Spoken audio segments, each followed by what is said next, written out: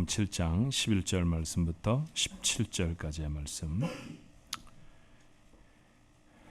제가 봉독을 합니다. 그 후에 예수께서 나인이라는 성으로 가실새 제자와 많은 무리가 동행하더니 성문에 가까이 이르실 때 사람들이 한 죽은 자를 메고 나오니 이는 한 어머니의 독자요 그의 어머니는 과부라. 그 성에 많은 사람도 그와 함께 나오거늘 주께서 과부를 보시고 불쌍히 여기사 울지 말라 하시고 가까이 가서 그 관에 손을 대시니 맨 자들이 서는지라. 예수께서 이르시되 청년아 내가 내게 말하노니 일어나라 하시매 죽었던 자가 일어나 앉고 말도 하거늘 예수께서 그를 어머니에게 주시니 모든 사람이 두려워하며 하나님께 영광을 돌려 이르되 큰 선지자가 우리 가운데 일어나셨다 하고 또 하나님께서 자기 백성을 돌보셨다 하더라. 예수께 대한 이 소문이 온 유대와 사방에 두루 퍼지니라. 아멘. 2015년에 꼭 절반을 살았습니다. 그렇죠? 다시금 맞는 6개월 동안에도 하나님의 은혜가 여러분에게 충만하기를 축원합니다. 첫 번째 주니까 우리 7월 첫 번째 주니까 늘 첫 번째 주에 그달의 첫 번째 주에 하는 게 있죠. 여러분 주보를 여시면 1페이지에 사명선언 우리는 이런 교회가 되기를 소원합니다. 이런 교회가 되게 하옵소서. 그런 마음으로 우리 1페이지에 있는 사명선언을 한 목소리로 같이 한번 나눕니다. 시작. 상황중앙 장로교회는 하나님의 영광을 위하여 하나님께 예배를 드리며 사랑으로 교제하며 예수님의 제자가 되어 삶으로 복음을 전파하는 하나님의 백성입니다. 아멘. 여러분 그런 백성 맞죠? 예, 그런 백성이 되도록 하십시다. 어제 7월 4일이었습니다. 239주년이 되어지는 미국의 독립기념일이었죠. 1776년 7월 4일에 당시 영국의 식민지 상태에 있던 13개의 주가 필라델피아의 인디펜던트 홀이라는 곳에 모여서 독립을 선언한 그날을 기념해서 지키는 날이 미국의 독립기념일입니다. 어떤 나라에 묶여있던 나라가 독립했다. 굉장히 축하할 만한 일이죠. 그죠? 큰 기쁨의 날입니다. 그래서 미국은 239년 동안 축하합니다. 이 날을 우리가 어떻게 축하했으면 좋을까 생각을 해봤는데 한국 같으면 대한독립 만세 뭐 이런 게 있잖아요. 근데 미국 독립 만세 이게 좀 어색한 것 같아요. 그죠? 예. 어떻든 이 귀한 나라 하나님이 인도하셔서 오늘까지 세계적으로 쓰임받고 있는 나라인데 앞으로 더 큰 은혜가 이 나라에 있기를 바랍니다. 조금 흐트러지는 것 같아도 여전히 하나님은 이 나라 가운데 역사하실 줄로 믿습니다. 예, 우리 옆에 분들하고 같이 한번 격려할까요? 자, 이 나라를 하나님이 지켜주실 줄로 믿습니다. 같이 한번 인사하십시다. 본문의 말씀에는 죽었다 살아난 청년의 사건이 기록되어 있습니다. 죽음에 사로잡혔던 사람이 죽음에서부터 풀려져서 자유케 되어진 것 얼마나 놀라운 사건입니까? 한 나라에 예속되어져서 식민지로 살아가던 나라가 독립하면 240여 년 동안이나 축하한다고 그랬잖아요. 근데 죽음에 사로잡혔던 청년이 살아난 사건도 축하할 만한 일이라 우리는 2000년 동안 축하하고 기념하는 그런 일이 되어지죠. 이건 우리에게 굉장히 큰 교훈이 되어지는 말씀입니다. 예수님은 고향 나사렛에서 얼마 멀지 않은 나인이라고 하는 성으로 제자들과 함께 들어가고 계셨습니다. 오늘 본문의 말씀에 보니까 예수님을 따르는 사람들이 제법 되어졌죠. 아마도 얼마 전에 백부장의 종을 고쳐주신 사건 이런 것들이 사람들에게 큰 도전을 주었던 것 같아요. 그래서 예수님을 따르는 무리들이 사뭇 많아졌던 그런 때였습니다. 그런데 성에서 나오는 무리들도 있었어요. 한 청년의 죽음을 장사 지내려던 사람들이었죠. 한 무리의 사람들은 생명을 가진 무리들이었고 또 한 무리의 사람들은 죽음의 무리였습니다. 자, 그곳에 있었던 세 가지 종류의 사람을 생각하면서 원래 본문이 우리에게 주는 교훈이 뭔가 한번 나눠봤으면 좋겠습니다. 자, 첫 번째 사람들은 잃어버린 사람들이죠. 장례 행렬 중 고통스럽게 울부짖는 여인이 있었습니다. 두말할 것도 없이 그 청년의 어머니였습니다. 자, 청년은 남편을 잃고 살아가던 여인의 유일한 아들이었죠. 얼마나 사랑했을까요? 제가 과부 아들이라 잘 압니다. 과부가 하나밖에 없는 아들을 얼마나 사랑하는지. 아마 그랬을 거예요. 살아있을 때도 그랬는데 죽어버렸던 그 아들은 얼마나 어머니에게 아쉬움이 되었겠습니까? 여인은 사랑하던 사람을 잃어버렸죠. 희망을 잃어버렸고 생계를 유지할 방법도 막막해져 버린, 생계를 유지할 방법조차도 잃어버린 사람이었습니다. 자, 죽어버린 청년은 또 어떻습니까? 생명을 잃어버린 사람 아닙니까? 그가 아무리 아름다운 꿈을 가졌다 할지라도, 그가 아무리 가능성이 있는 사람이었다 할지라도 지금은 아무것도 이룰 수가 없어요. 그는 자신이 가지고 있는 모든 것들을 다 잃어버렸습니다. 이렇게 오늘 이 장면 속에는 잃어버린 사람들이 있습니다. 이 말씀을 생각하면서 우리는 혹 그런 사람 중에 하나가 아닌가 하는 생각을 했습니다. 여러분은 어떠신가요? 과부나 그의 아들처럼 무언가를 잃어버린 사람은 혹 아닙니까? 청년 때의 꿈 아직도 가지고 계시나요? 미국에 처음 도착하면서 가졌던 그 꿈 아직도 유효합니까? 가정을 처음 이루면서 한 사람의 남편이 되고 한 사람의 아내가 되면서 난 이렇게 살 거야, 난 이런 가정을 이룰 거야, 그 꿈 아직도 가지고 계시나요? 아버지가 되시고 어머니가 되셨을 때 난 이런 좋은 아버지, 좋은 엄마가 될 거야, 그런 꿈은요 어떻습니까? 사업을 일구며 처음 가지셨던 꿈들은 어때요? 자, 어떻게 보면 우리는 세월을 지나가면서 우리의 마음에 담궜던 정말로 많은 꿈들을 잃어버리고 살아가는지 모릅니다.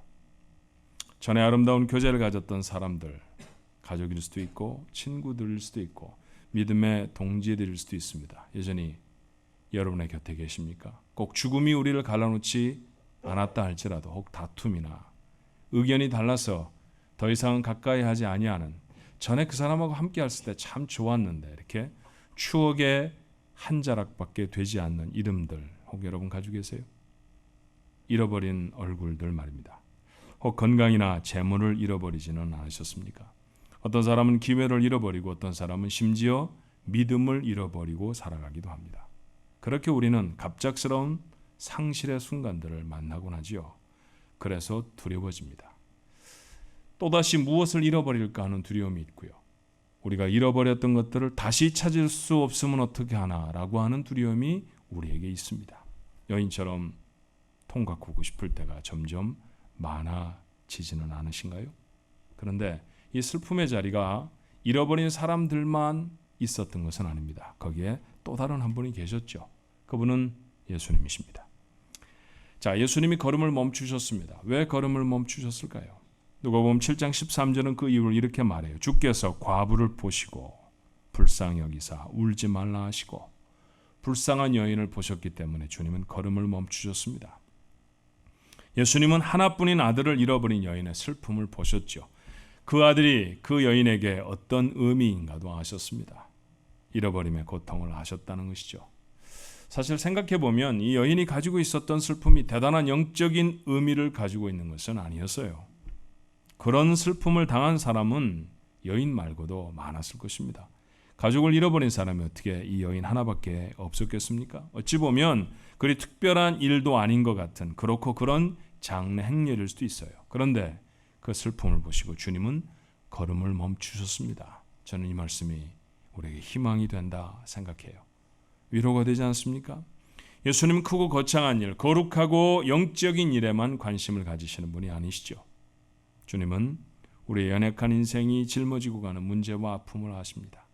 그리고 불쌍히 여기십니다. 우리가 무엇 때문에 두려워하는지, 우리가 무엇을 견디기 힘들어하고 무엇에 고통스러워하는지 주님은 잘 아십니다. 사막을 달려가는 것은 쉬운 일은 아니죠. 1년에 몇 차례쯤 지구상에 있는 여러 사막에서 달리기 대회들이 있습니다. 42.19km를 다 뛰는 그런 달리기 경기도 있고요. 며칠씩 달려가야 겨우 피니시 라인을 통과할 수 있는 그런 극한의 달리기도 있다고 해요. 근데 그 완주를 하는 것만 해도 대단한 어려움이죠. 완주를 한 사람들에게 묻습니다. 기자들이. 달려오시는 동안에 무엇가 제일로 힘들었습니까? 여러분은 무엇가 제일로 힘들었을 것 같아요? 쬐는 듯한 더위, 그렇죠? 이글이글거리는 태양, 얼마나 힘들었을까요? 그리고 목마름, 고통스러웠을 것 같아요. 그리고 그 긴 거리를 달려가야 하는 다리의 피곤함, 너무너무 괴로웠을 것 같습니다. 그런데 여러분, 그 달리기를 마친 사람들은 거의 그렇게 대답하지 않는 것 아십니까? 무엇이 가장 힘들었습니까? 그들 모두의 대답은 끊임없이 신발로 밀려들어오는 모래가 너무 괴로웠습니다. 그래요. 어쩌면 삶을 괴롭히는 건 그런 것일지도 몰라요. 죽을 것 같은 대단한 질병이 아니라 매일매일 일상을 살아가면서 생기지는 짜증과 괴로움, 그리고 지루함, 그런 것들이 되려 더 우리를 고통스럽게 하는 것 아닌가 싶어요. 주님도 그것이 우리에게 힘듦이 된다는 사실을 아신다는 거죠. 다른 사람들은 우리의 슬픔을 그저 그런 것으로 무시해버릴지 모릅니다. 너만 그러는 거 아니야. 다른 사람도 다 그래. 너만 힘든 거 아니라니까. 다른 사람 더 힘들게 사는데도 열심히 살잖아.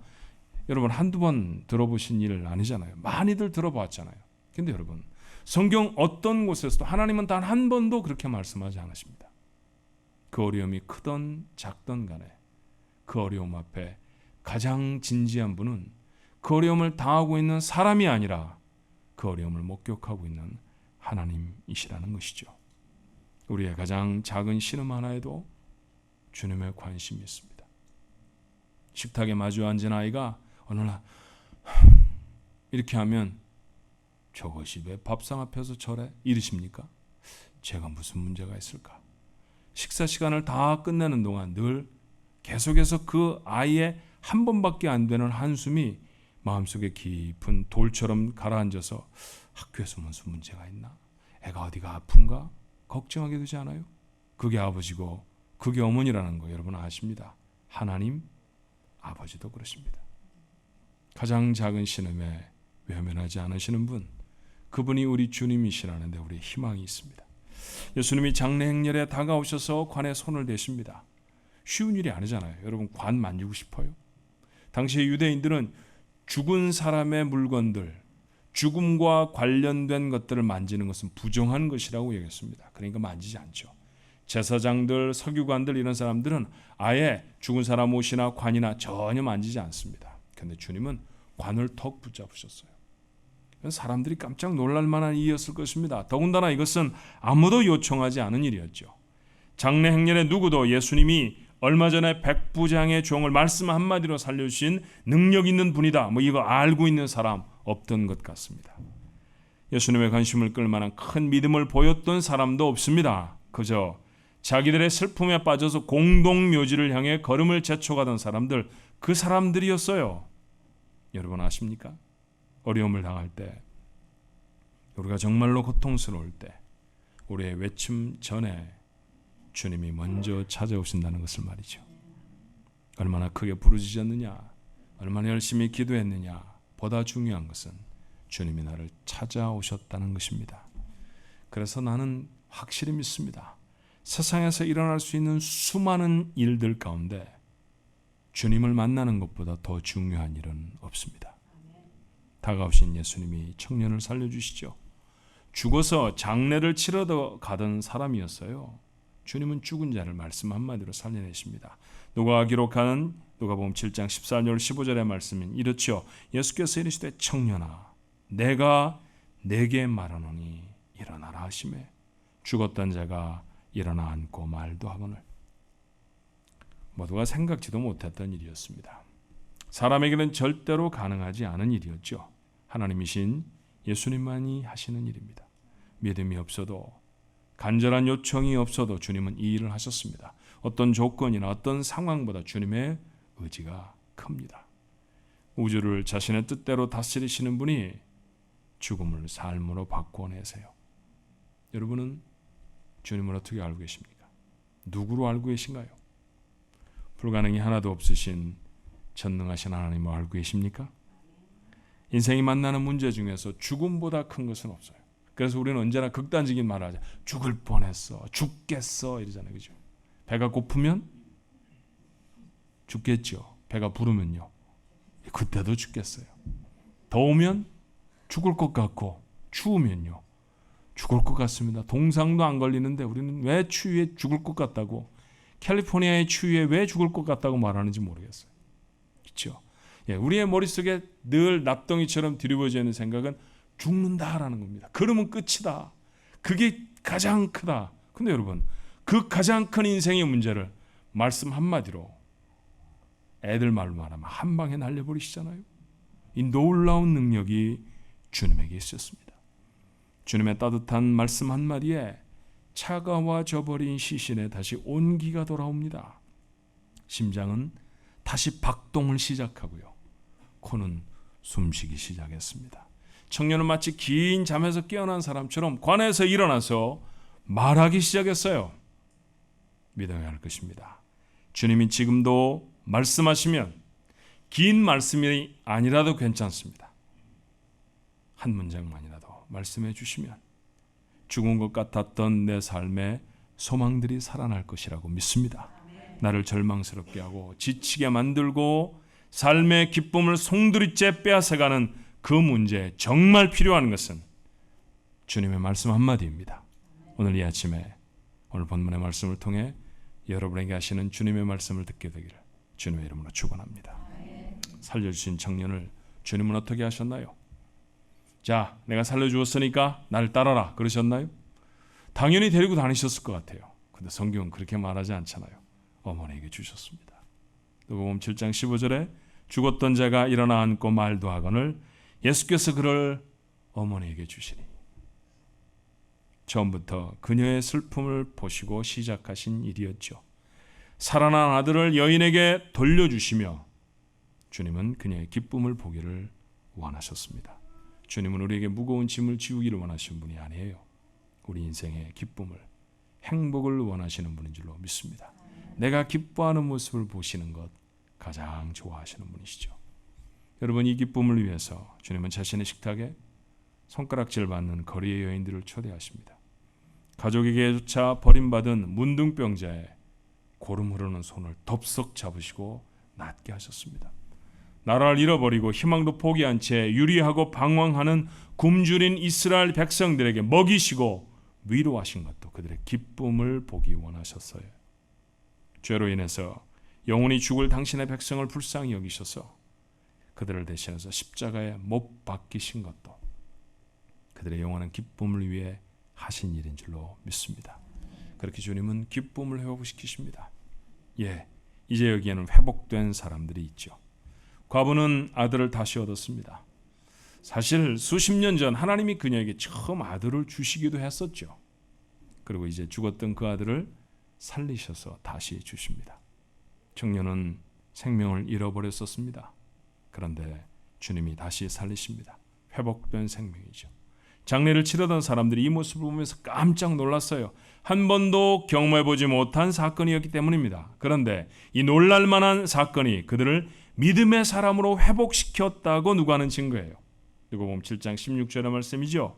모든 사람이 두려워하며 하나님께 영광을 돌려 이르되 큰 선지자가 우리 가운데 일어나셨다 하고 또 하나님께서 자기 백성을 돌보셨다 하더라.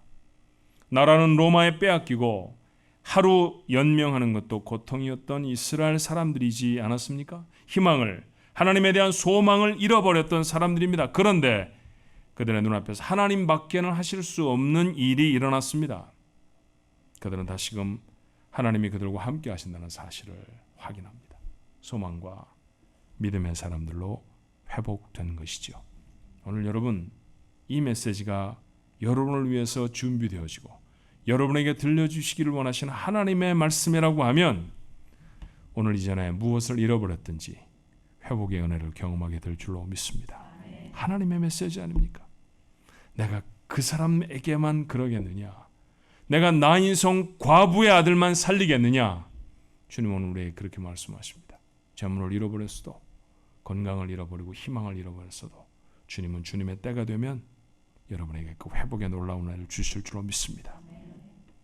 우리들에게 어떤 일들이 일어났나요? 잃어버린 시간들, 꿈들, 사람들, 그런 것에 안타까워하고만 있지는 않습니까? 그때 그러지 말았을 걸, 그때 내가 왜 그런 말을 했을까, 이런 일들로 우리 머리를 가득 채워봐야 아무것도 변화되지 않죠. 우리가 잃어버렸던 것들은 사실은 그것들만은 아니었습니다. 우리는 영원한 생명을 잃어버렸던 사람들 아니었나요? 삶의 마지막이 죽음이라고 생각하고 살아온 인생들이었습니다. 죽음을 향해 가는 사람을 살아간다라고 말할 수 없잖아요. 사실은 그렇게 사는 것은 살았다고 표현을 하지만 매일매일 죽으며 지났던 인생의 다름이 아닙니다. 그런 우리를 주님이 살리셨습니다. 연유와 방법은 잘 몰라도 우리 인생의 어떤 순간에 주님이 내 앞에 서셨습니다. 죽음으로 향해 가던 장래 행렬 같던 내 인생에 손을 척 대시며 멈추셨죠. 그리고 나를 살려주셨습니다. 그게 구원의 은혜 아닙니까? 하나님의 자녀라는 권세로 살아가도록 행복한 인생을 우리에게 허락하시며 회복시키셨습니다. 우리의 인생에 일어난 놀라운 일입니다. 이것보다 더 큰 인생의 기적은 없습니다. 이것보다 더 큰 축복도 없는 줄로 믿습니다. 그런 놀라운 회복이 이미 우리에게 있었다는 사실을 여러분 절대로 잊지 마십시오. 저는 미국에서의 삶을 필라델피아라는 곳에서 처음 시작했답니다. 그곳에서 교회 한 곳을 맡고 있었는데요. 저희 교회 식구들 중에 한 여집사님이 계셨어요. 디자이너가 되기를 꿈꾸며 오래전에 미국에 오신 분이었습니다. 옷가게도 몇 번 하다가 망했고 이것저것 장사에 손을 댔는데 다 망했습니다. 건강도 잃어버렸고요. 남편도 떠났습니다. 그리고 딸은 커서 자기 살 길 찾아서 떠났죠. 살 길도 막막하고 희망도 없었던 이 여인이 했던 일이 뭐냐 하면 필라델피아 다운타운에서 벤더라고 부르는, 원래는 벤더가 공급자라고 하는 제법 큰 이 컴퍼니를 가리키는 말인데 필라델피아에서는 그게 노점상을 가리키는 말이에요. 좌판을 놓고 티셔츠 몇 장, 청바지 몇 장 올려놓고 파는 그런 일을 했습니다. 큰 기업도 아니고요. 옹색하게 사는 삶이었죠. 자, 늘 자리 때문에 다툼이 있습니다. 목 좋은 자리 맡아야 하는 게 노점상의 필수적인 덕목 아닙니까? 항목 아니에요? 그런데 흑인들과 계속 부딪히는 거예요. 어느 날 급기야 싸움이 생겼습니다. 뭐 이것저것 욕설을 잔뜩 듣다가 영어에 익숙하지 않은 이분의 귀에 파고들었던 얘기 하나가 있었어요. 흑인 밴더 여자가 이렇게 소리를 지르는 겁니다. Back to your country. 너무너무 속이 상했어요. 눈물이 나려고 하는데 조금 참으면서 이 사람이 다시 받아친 게 뭐냐면 Back to Africa. 그러고 돌아갔대요. 그러고선 저를 찾아와서 막 우는 거예요. 목사님, 나는 왜 이런 인생을 살까요? 왜 사람들은 다 나한테 이렇게 할까요? 왜 나는 한 사람에게도 받아들여지지 못할까요? 나는 왜 매일 잃어버리는 인생을 살아갈까요? 한참을 쏟아내는 눈물 때문에 말도 못하고 듣기만 했답니다. 그러다가 제가 이렇게 얘기를 했죠. 그래도 집사님, 주님은 집사님에게 생명도 주셨습니다. 그 한마디가 힘이 됐던 것 같아요. 눈물을 멈추고 힘을 내 돌아가더라고요. 내 말이 아니라 정말 그를 위해 생명을 주신 주님이 그 여인을 일으켜 세워내신 것이죠. 맞습니다. 우리도 때때로 무시당하고 버림받고 절망합니다. 뜻대로 되지 않는 일이 뜻대로 되는 일보다 훨씬 많습니다. 하지만 주님도 그 자리에 함께 하시지 않았겠어요? 내가 실패하고 내가 절망하고 내가 울고 내가 속상해하는 자리에 나를 속상하게 하는 사람들만 있었다고 생각이 되십니까? 절대 그렇지 않습니다. 주님도 나와 함께 그 자리에 계셨을 줄로 믿습니다. 그러니 그분이 다 아시는 거죠. 보시고 아십니다. 주님이 아시면 내버려두지 않으시잖아요. 회복되어야 할 문제라고 하면, 살려져야 할 사람이라고 하면 며칠쯤 죽음 이후에 지났는지는 주님에게 전혀 문제가 되지 않는답니다. 그분은 살려내시고야 말잖아요. 그렇죠. 주님의 때에 회복시키실 것입니다. 맞아요. 말씀을 읽다 보니까 본문의 청년도 죽어버린 날 주님이 오셔서 그 아이를 살려주신 게 아니었습니다. 장례를 지나기까지, 그 공동묘지를 갈까지 며칠이 지났는지 우리는 잘 모르지만 적어도 하루 이틀은 지났을 거예요. 많은 사람들이 울 때에도 아무 일도 생기지 않았습니다. 어머니가 절망할 때에도, 그를 알았던 친척들이 오열할 때에도, 친구들이 그의 손을 붙잡을 때도 아무런 사건도 일어나지 않습니다. 아, 이제 끝이다. 이제는 더 이상 머무를 수가 없다. 그래서 관에 담아서 장례를 지내기 위해 성 밖으로 나갑니다. 그때 주님이 그 자리에 계십니다. 그리고 관을 멈추시고 죽어버렸던 아이를 살려내십니다. 주님의 때가 있습니다. 내가 슬퍼할 때, 내가 고통받을 때 주님 어디 계셨습니까? 라고 말하지 마십시오. 당연히 그 자리에 계셨습니다. 그런데 주님이 내게 이루시려고 하는 회복의 때는 내 때와 다를 수 있다는 것이죠. 그 때가 반드시 있는 줄로 믿습니다. 그렇게 회복시키시는 것이죠. 사랑하는 조한가족 여러분, 다시 새로운 한 주를 두려운 마음으로 시작합니다. 주일이 지나고 난 다음에 만사형통이 되었다. 저는 목회하면서 한 사람도 그런 사람을 들어본 적이 없어요. 은혜를 받아도 말씀을 가슴에 담고 시작해도 여전히 삶은 어렵습니다. 그렇지만 나를 살리신 주님이 나를 아십니다. 내가 얼마나 연약한지, 내 문제들이 얼마나 고통스러운지, 내가 얼마나 좌절하고 두려워하는지 주님이 아십니다. 불쌍히 여기셔서 다가오신 주님을 기억하십시오. 그저 정직한 마음으로 다가오신 주님 앞에 나를 내놓으면 될 것입니다. 우리의 영원한 생명과 하나님의 자녀된 신분을 회복하신 바로 그 주님이 우리의 좌절과 두려움을 회복하실 줄로 믿습니다. 매일매일이 예수님을 만나서 이와 같은 위로와 회복을 체험하는 삶이 되시기를 주님의 이름으로 축원합니다. 기도하십시다. 크고 작은 실패들이 우리들의 삶에 떼어낼 수 없는 끈끈이처럼 달라붙어서 기억에서 도무지 지워지질 않습니다. 잃어버렸던 것들에 안타까워하고 허망해하며 삽니다. 어느 사이 젊음을 잃어버렸습니다. 어느 사이 가능성이 점점 작아지기만 합니다. 사랑했던 사람들이 곁을 다 떠나는 것 같습니다. 할 수 있는 일들이 별로 없는 것 같아 절망스럽기도 합니다. 그때 가졌던 꿈은 어디에 갔을까요? 20살에 먹었던 꿈들, 결혼을 하면서 가졌던 꿈들, 가정을 이루면서 가졌던 꿈들, 소망들, 지금은 옛 이야기만 같습니다. 그런 상실의 삶 가운데 오늘 누가복음 7장 나인성 과부의 아들이 벌떡 살아나 걸어 들어왔습니다. 보십시오. 나는 죽었었습니다. 근데 주님이 살리셨습니다. 그게 가능한 일이라고 생각하십니까? 이 놀라운 일을 이루신 주님이 당신의 삶을 돌보지 않으시겠습니까? 당신의 잃어버린 것들은 회복되지 않겠습니까? 맞죠? 주님 그러실 것입니다. 우리가 요청하기 전에도, 우리가 뭘 대단한 믿음을 주님 앞에 보여드리지 못해도 주님은 우리에게 걸어오셔서 우리의 관 같은 인생을 멈추시고 살려내실 줄로 믿습니다. 다시 살려주십시오. 소망을 살려주시고요, 믿음을 살려주시고요, 우리의 잃어버린 것들을 회복시켜 주시옵소서.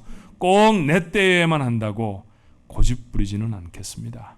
하나님의 때 하시면 됩니다. 하나님의 때 이루어 주실 것이라는 믿음 한 자락 붙잡고 험한 인생이지만 다시 시작하겠습니다.